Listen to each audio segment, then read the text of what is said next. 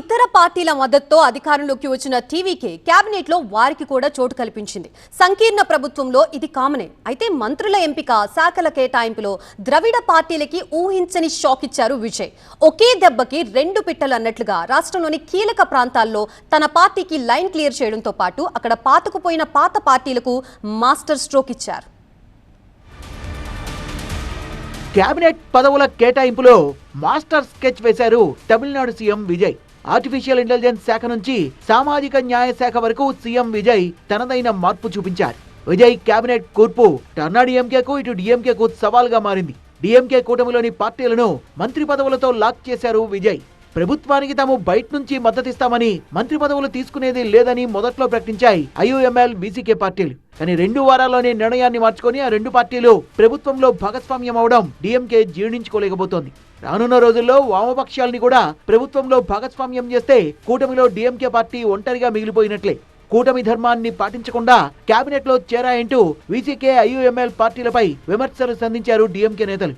రాజకీయ పార్టీలకు తమ సొంత నిర్ణయాలు తీసుకునే అధికారం ఉందని, దీనిపై విమర్శలు తగవంటూ తమ నేతలకు వార్నింగ్ ఇచ్చారు స్టాలిన్. మరో ద్రవిడ పార్టీ అన్నా డీఎంకేకు కంచుకోటగా ఉన్న కొంగు ప్రాంతంలో ఏకంగా 8 మందికి మంత్రి పదవులు ఇచ్చారు విజయ్. 50కి పైగా నియోజకవర్గాలున్న కొంగు మండలంలో సీనియర్ నేత మంత్రి సెంగోటియాన్ సూచనలతో అన్నా డీఎంకేకి చెక్ పెట్టారు టీఎంకే అధినేత. కొంగు మండలానికి చెందిన సెంగోటియాన్ కు కీలకమైన రెవెన్యూ శాఖ, అరుణ్ రాజ్ కు హెల్త్ మినిస్ట్రీ అప్పగించారు. తద్వారా రానున్న రోజుల్లో అన్నా డీఎంకేని బలహీనపరిచి కొంగు ప్రాంతంలో అతిపెద్ద రాజకీయ శక్తిగా టీవీకే పార్టీని మార్చడానికి అడుగులు వేస్తున్నారు విజయ్. ఈ ఆలోచనతోనే అన్నా డీఎంకే రెబల్ ఎమ్మెల్యేల మద్దతు కూడా సీఎం విజయ్ కాదనుకున్నారని తమిళ రాజకీయాల్లో చర్చ నడుస్తోంది. తమిళనాడు రాజకీయాల్లో దశాబ్దాల తర్వాత కాంగ్రెస్ సహా మిగతా పార్టీలకు మంత్రి పదవులు రావడంతో టీవీకేతో వాటి బంధం బలపడింది. 6 దశాబ్దాల తర్వాత మంత్రి పదవులు చేపట్టిన కాంగ్రెస్ పార్టీకి ఇచ్చిన 2 శాఖల్లో ఒకటి ఉన్నత విద్యాశాఖ కాగా మరొకటి పర్యాటక శాఖ. ముస్లిం లీగ్ కు చెందిన ఐయుఎంఎల్ సభ్యుడు షాజహాన్ కి మైనార్టీ శాఖ, దళిత్ పార్టీ వీసీకేకు చెందిన వన్ని అరసుకి కొత్తగా ఏర్పాటు చేసిన సామాజిక న్యాయ శాఖను కేటాయించారు విజయ్. వెళచ్చేరి ఎమ్మెల్యే కుమార్ కు ఐటీతో పాటు తొలిసారి ఏర్పాటు చేసిన ఏఐ మంత్రిత్వ శాఖను అప్పగించారు. రాష్ట్రంలో ఏఐ యూనివర్సిటీని కూడా నెలకొల్పుతామని గతంలో ప్రకటించారు విజయ్. రాష్ట్రంలోని అన్ని ప్రాంతాలని టార్గెట్ చేసి కేబినెట్ విస్తరణ చేశారు సీఎం విజయ్. మంత్రిమండలి కూర్పులో కూడా సామాజిక న్యాయం పాటించారు. కేబినెట్ లో 8 మంది ఎస్సీలు, 4 మహిళలకు స్థానం కల్పించారు. మహిళలకు ఇన్ని మంత్రి పదవులు లభించడం ఆ రాష్ట్ర చరిత్రలో ఇదే ప్రథమం.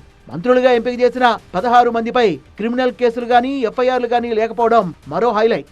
డీఎంకేకు కంచుకోటగా ఉన్న చెన్నై మహానగరంలో ఏకంగా 14 మంది ఎమ్మెల్యేలు టీవీకే నుంచి గెలుపొందారు. వారిలో 7గురికి మంత్రి పదవులు దక్కాయి. డీఎంకే అధినేత మాజీ సీఎం స్టాలిన్ పై గెలిచిన విఎస్ బాబుకి మాత్రం మంత్రి పదవి దక్కకపోవడం ఆసక్తికరంగా మారింది. రానున్న రోజుల్లో నాయకత్వ లోపంతో అన్నా డీఎంకే కూటమి పార్టీలు దూరం కావడంతో డీఎంకే తీవ్రంగా నష్టపోయే అవకాశం ఉందని విశ్లేషిస్తున్నాయి రాజకీయ వర్గాలు. లోక్సభ ఎన్నికల నాటికి టీవీకే నేతృత్వంలో కూటమి ఏర్పాటు చేసి అతిపెద్ద పార్టీగా ముందుకు వెళ్లాలని ప్రయత్నాలు చేస్తున్నారు విజయ్. మరి విజయ్ ప్రయత్నాలు ఎంతవరకు ఫలిస్తాయో చూడాలి.